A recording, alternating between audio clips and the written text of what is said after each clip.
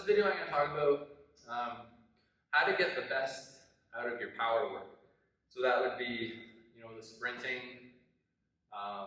mainly the sprinting and the plyo, so the jumping stuff. This applies a little bit to the Olympic lifts, but mainly it's about the sprinting and the plyo.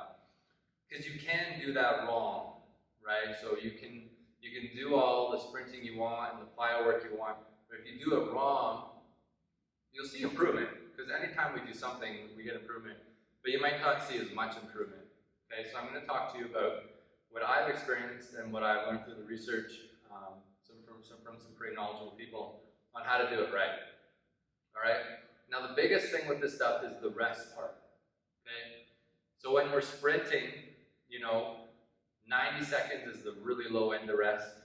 And if you want to get really crazy about it, you could be resting 3 minutes plus sometimes. Okay. So you'll see that rest period on your programs. So I really recommend, especially for the sprinting, is that you really pay attention to that rest. When we're getting to the more long distance kind of sprinting, so 60, 70 meters is a little bit more rest time. Sometimes you're going to sprint for 5 minutes, total active, and then you're kind of resting for 30 minutes or something. So there's a lot of sitting around, all right, with that stuff. Now why that's important is because your body has to fully recover. Because all power is just the neural firing, right? It's just an explosion in the body. It's electrical fire, pow, right? That kind of stuff. So if you don't have the rest, it can't fire up, right? So it's like trying to start something on a low battery, it kind of chugs, right? And then maybe it will start or maybe the battery will die. But if the battery has a lot of energy in it, it just starts right away, right? You can see that with cars sometimes. So think of that, that's how your nervous system works. So you want it to start every single time, I don't know what the right word is, but as fast as it can. Because that way it's going to teach the nervous system that when you do that movement, it's going to say, oh, we're doing this movement, okay, we're going to do it how we've trained it as fast as we can. If you do it in a fatigued state, that's not a bad thing, but it's training a different modality. Now you're training more kind of longevity of it. So now you're training kind of like, so I can jump, 25 inches throughout an entire match, all right? Or I can sprint a certain speed over a certain distance the entire match. That's a little different. So that's kind of managing fatigue. This is just pure power, right? So this is just making sure that we can jump higher right out of the gate. Okay, so that's kind of what we're focusing on right now. So that's very important. So with the sprinting, make sure you're getting the rest, because sprinting will improve your vertical. There's a lot of research on that. It'll make you faster as well, obviously, when you're sprinting in your sports. Second thing is jumping. So with plyometrics, rest is very important again. So the biggest mistake people make is they do their 10 reps, and then they're like, oh, I feel good, and then they do their other 10 reps. Well, the problem is if you didn't rest long enough, you have that fatigue, and now your battery is kind of 75% good, and then you're not getting that full explosion, so your body's not learning how to, it's called amortization, it's learning how to change direction a little slower. So you want amortization. So what that is basically, there's a down phase to a jump, and then there's an up phase. So amortization, you know what I mean. I lost the word. All right. It basically means how fast can you change direction. All right. So when I come down to the up, people that can jump really high can change that direction really quick. Some people say you have more fast twitch fibers. Some might say you have a little bit better genetic nervous system, I don't know. All right, so there is a bit of genes to this, because growing up in high school, there were some people that could jump through the roof. I didn't get blessed with those genes, so I had to really work at it. Never got jumping through the roof, but I got high enough. All right, so you really got to work on that change of direction. So a lot of times that's why I say get high, down, and explode. So a lot of people just kind of do this, and that's not enough amortization. Okay, so it's got to be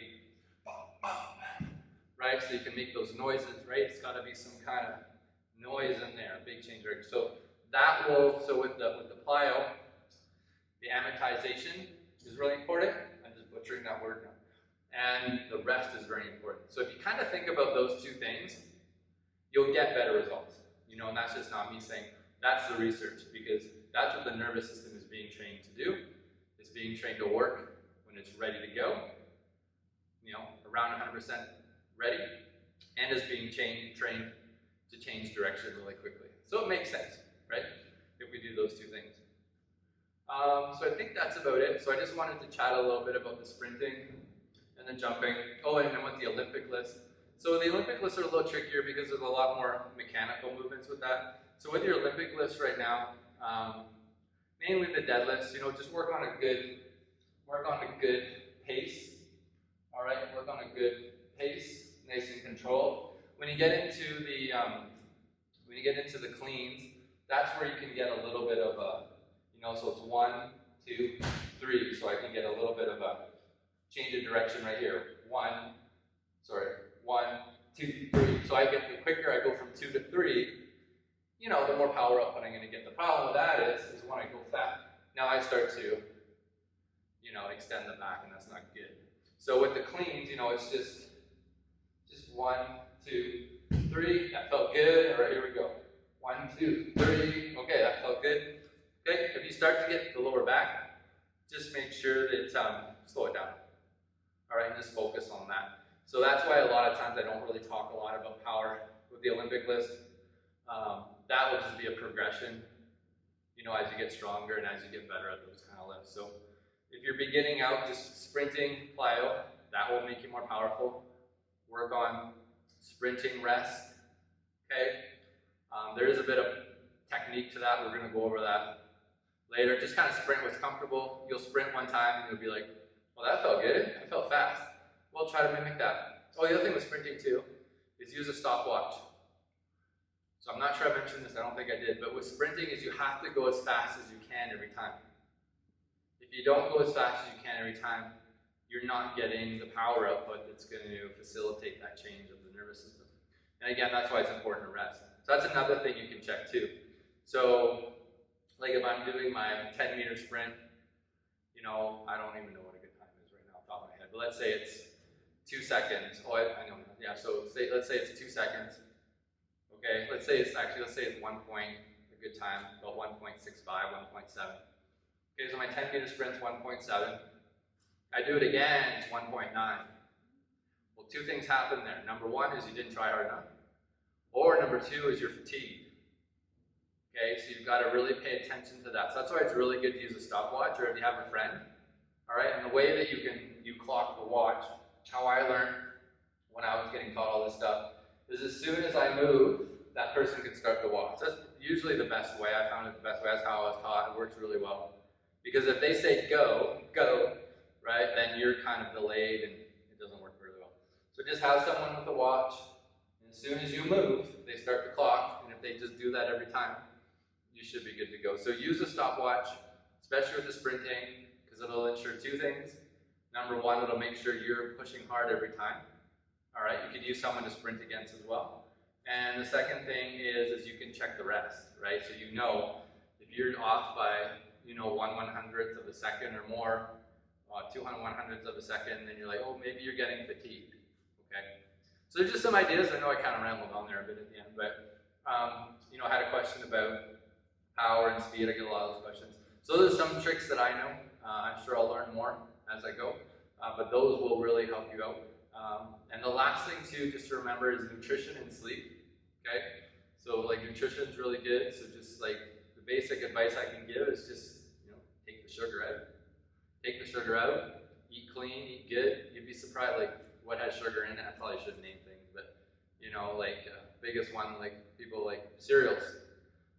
So I use Cheerios, Special K. That stuff has tons of sugar in it. There's a lot of things with sugar. We'll talk about that when you come. I'm not saying don't drink milk. I'm not saying that. But I'm saying milk has sugar in it. All right? But I'm not saying don't drink milk, because there's a lot of good things like vitamin D and calcium. But my point is that there's a lot of sugar and things that we don't really realize that's in it. So we'll talk a little bit about nutrition when you come in, just some basic stuff. But look at the label. If sugar is the second and third ingredient, it's a lot of sugar in there, right? So that's my biggest advice. I did that with my diet. I pretty much took the sugar out. It's made a big difference, even over this quarantine.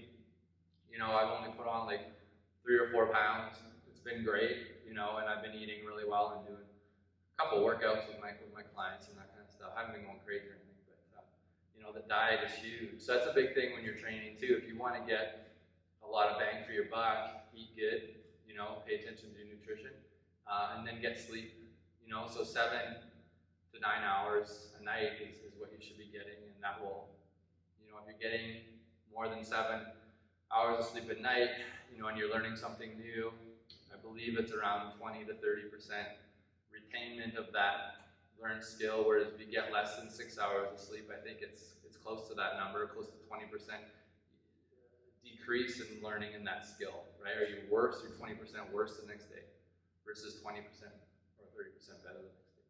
Rambling again. But anyway, I just wanted to just throw some stuff out there. I'm just going on top of my head. I didn't script this. Just some ideas for you with your speed and power. All right, so I hope that helps.